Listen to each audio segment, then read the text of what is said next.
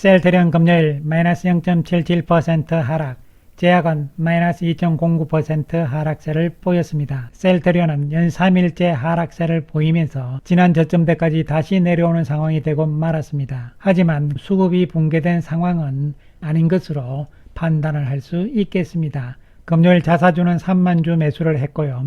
외국인들이 49억의 매수를 보입니다. 기관들은 53억의 매도를 보였습니다. 한편 제약은 다시 한번 전저점 붕괴 위기에 놓여 있는 상황입니다. 좀 더 두고 봐야 되겠는데요. 외국인들은 11억의 매도, 기관들은 4억의 매수를 보였습니다. 주가가 다시 하락하면서 박스권 붕괴 아니냐는 우려심이 나오고 있지만 오히려 단기 하락에 대한 기술적 반등 가능성이 있지 않을까 보여집니다. 수급 측면에서 특별한 변화가 있는 것이 아니고요. 또한 단기적인 측면에서 외국인들이 3일 만에 매수로 전환이 된 것이고요. 연기금 또한 오랜만에 매수로 전환이 되었죠. 물론 여전히 아직까지도 박스권 내에서의 등락 과정이기 때문에 수급 측면에서도 한쪽으로만 쏠리는 그런 현상은 아니라고 봐야 되기 때문에 기술적 반등 국면이 왔다고 볼 수 있는 것이고 10월 한 달 동안 외국인들은 매수 우위였습니다. 기관들이 많이 팔았긴 합니다만요. 연기금과 외국인들의 금요일 매수 전환이 기술적인 단기 반등의 가능성을 보여주는 대목으로 해석을 할 수 있는 것이죠. 한편 지난주 셀트리온의 목표 주가를 30만원으로 보는 보고서가 발표가 되었습니다. 한양증권의 보고서인데요. 제목은 크리스마스 이즈 커밍 이렇게 되어 있고요. 크리스마스는 12월이잖아요. 12월부터는 본격 상승이 아닐까 하는 의미로도 해석할 수 있겠습니다. 내용을 구체적으로 살펴보게 되면요. 먼저 셀트리온은 고성장이 초입에 있다 이런 제목이고요. 3분기 매출액에 대해서는 9,202억을 한양증권에서는 전망을 합니다. 영업이익은 2,282억으로 전망을 했고요. 가이던스에 연간으로 봤을 때는 부합하는 수치다 이렇게 이야기를 했습니다. 우리가 알고 있듯이 이번 3분기 실적에 대해서는 특별하게 어닝 서프라이즈라든가 어닝 쇼크라든가 이런 부분은 없을 것이다 이렇게 보시면 되는 것이죠. 그리고 셀트리온이 지금 고성장이 초입에 있다고 판단을 한다. 현재 12개월 선행포가 33배 수준이다. 이것은 낮다고 보는 것이죠. 그렇기 때문에 밸류에이션도 점차 높아질 것으로 판단한다 이렇게 이야기를 했습니다. 또한 진펜트라에 대해서도 중요한 이야기들을 했는데요. 진펜트라를 투약하는 환자가 점점 늘어나고 있다. 진펜트라의 경우 3분기 매출액은 약 200억 원이 예상된다고 한양증권에서는 추정을 했습니다. 지난번에 이미 삼성증권에서 180억 정도의 3분기 매출액을 전망을 했잖아요. 그래서 시장 기대치보다 작을 수 있으나 큰 의미는 없다 이렇게 이야기를 했고요. 현재 진펜트라를 투약하는 IBD 환자가 5,000명 선을 넘었다는 데 의미를 줬죠. 그래서 연간 약가를 3천만 원으로 계산을 하게 되면 5,000명이니까요. 내년부터는 연간 1,500억 원은 깔고 가는 상황이다 이렇게 표현을 했습니다. 즉 내년 실적에 이미 1,500억 정도는 반영이 될 수 있다 이런 이야기가 되는 것이죠. 그리고 IBD 환자 수 30만 명을 기준으로 봤을 때 1만 명이 진펜트라를 투약하면 3천억, 5만 명 투여 시에는 1조 5천억이다 이렇게 이야기를 했고요. 셀트리온 향후 15만 명, 즉 4조 5천억까지 계획하고 있다 이렇게 이야기를 했습니다. 어쨌든 이러한 계획 전망들이 너무 지나치게 높게 잡은 것이 아닌가 이런 부분에 대해서 한양증권에서는요. IV 약물이 SC로 업그레이드 되어서 출시가 되게 되면 보통 20% 이상은 전환되는 경우가 많기 때문에 매출 가지성은 충분하다는 판단이다. 너무 높게 잡은 거 아니다 이런 이야기죠. 보통 평균적으로 봤을 때 20% 전환이니까요. 30만 명 중에서 20%면 6만 명이 되잖아요. 6만 명 정도가 되게 되면 1조 8천억이다 이렇게 볼 수 있는 것이죠. 그렇기 때문에 가능성이 전혀 없는 것은 아니다 이런 뜻으로 볼 수 있는 것이죠. 그리고 3분기 매출이 생각보다 작더라도 투약 환자는 이미 늘어나고 있고 매출은 시작됐다 이렇게 표현을 했습니다.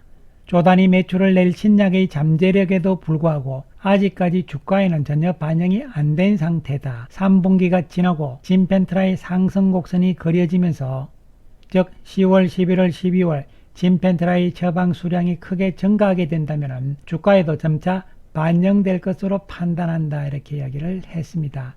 그렇기 때문에 한양증권에서는 셀트리온의 목표 주가를 30만원으로 상향을 한 것이죠. 30만원으로 상향을 했지만 25년 예상 EPS를 감안을 했을 때는 퍼 50배를 적용을 한 것이다. 50배는 부담스럽지 않다 이야기를 한 것이죠. 당장 4분기부터 진펜트라의 실적 기여로 인해서 급성장이 기대되는 상황이다 이렇게 표현을 했습니다. 그리고 중요한 이야기를 했는데요. 올해 바이오 업종 주가가 오르는 동안 셀트리온은 소외되어 있었다. 셀트리온이 활약할 시기가 점점 다가오고 있다 이렇게 이야기를 했습니다. 그래서 제목인 크리스마스 이즈 커밍 이렇게 되는 것이죠. 그러면서 한양증권에서는 3분기 셀트리온의 매출액에 대해서 9,202억으로 추정을 했고요. 영업이익은 2,282억으로 추정을 했습니다. 그리고 4분기 매출액은 1조를 돌파할 것으로 전망을 하고 있는 것이죠. 지난번에 삼성증권의 추정치와 비교를 해보면요. 삼성증권은 3분기에 9,070억을 매출액을 예상을 했고요.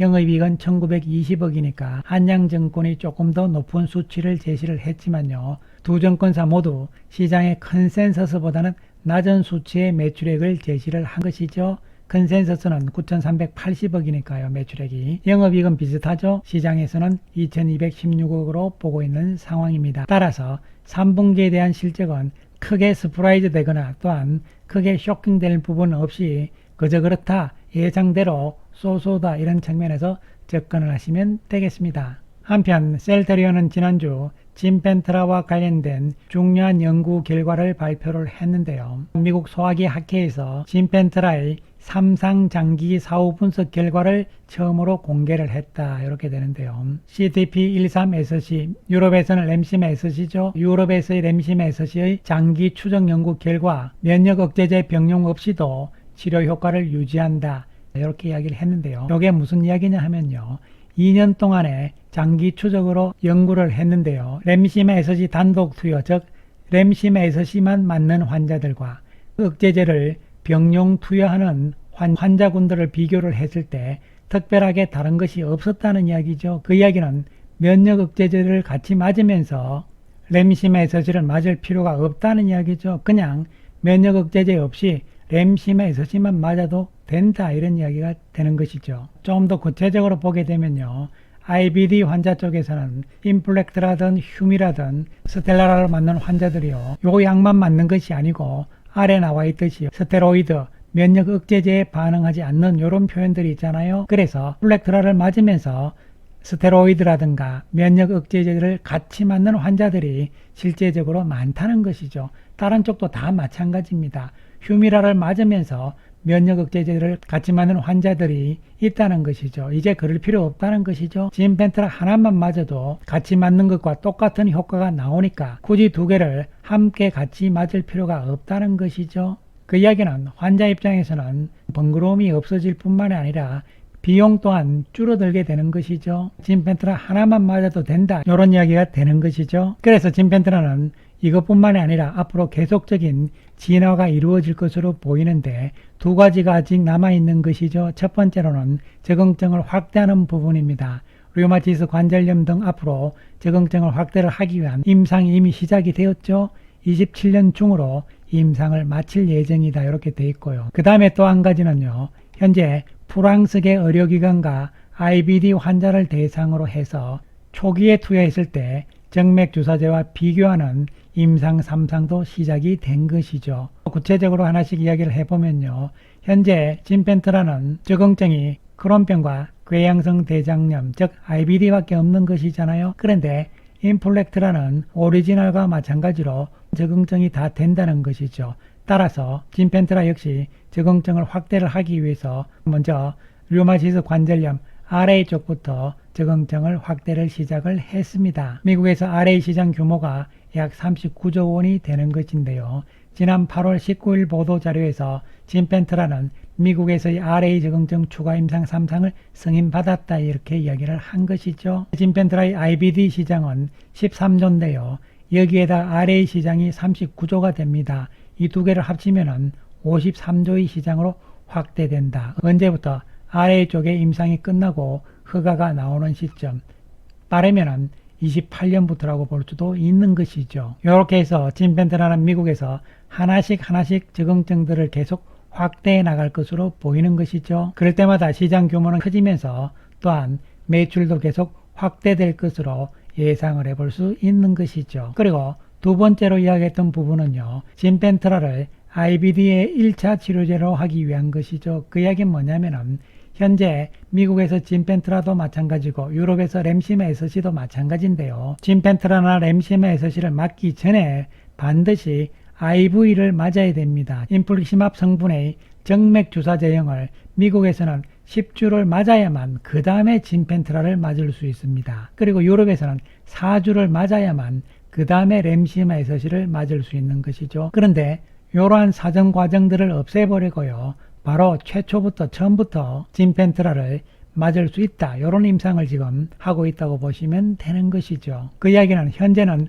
전환되는 환자들만 받을 수가 있는 것이죠. 그런데 요 임상이 끝나게 되면 신규 환자들도 함께 받을 수 있다는 뜻이 되는 것이죠. 그래서 장기적으로는 진펜트라가 특허가 20년이기 때문에요. 그 기간 동안 계속적인 진화를 하면서 시장 규모를 키워나갈 것이다. 이런 얘기가 되는 것이죠. 물론 당장 중요한 것은 11월 8일 날 3분기 실적이 어떻게 되느냐 이런 부분이기도 합니다. 3분기 실적에 대해서는 이미 시장에서 인식이 다 된 상태고 이에 따라서 주가도 이런 상황이라고 보시면 되는 것이고요. 중요한 것은 3분기 실적의 결과가 아니고요. 회사 측에서 진펜트라에 대한 가이던스, 코멘트 이런 부분이 더욱더 중요할 것으로 보입니다. 특히 진펜트라의 현재 처방 데이터에 대해서 어떻게 회사에서 언급을 하는지 살펴볼 필요성이 있는 것이죠. 따라서 단기적인 주가 움직임은 여전히 박스권 내라고 보시면 되고요. 약간 이탈해서 내려오더라도 금방 박스권 내로 진입할 가능성 이런 측면을 염두에 둬야 될 것으로 보입니다.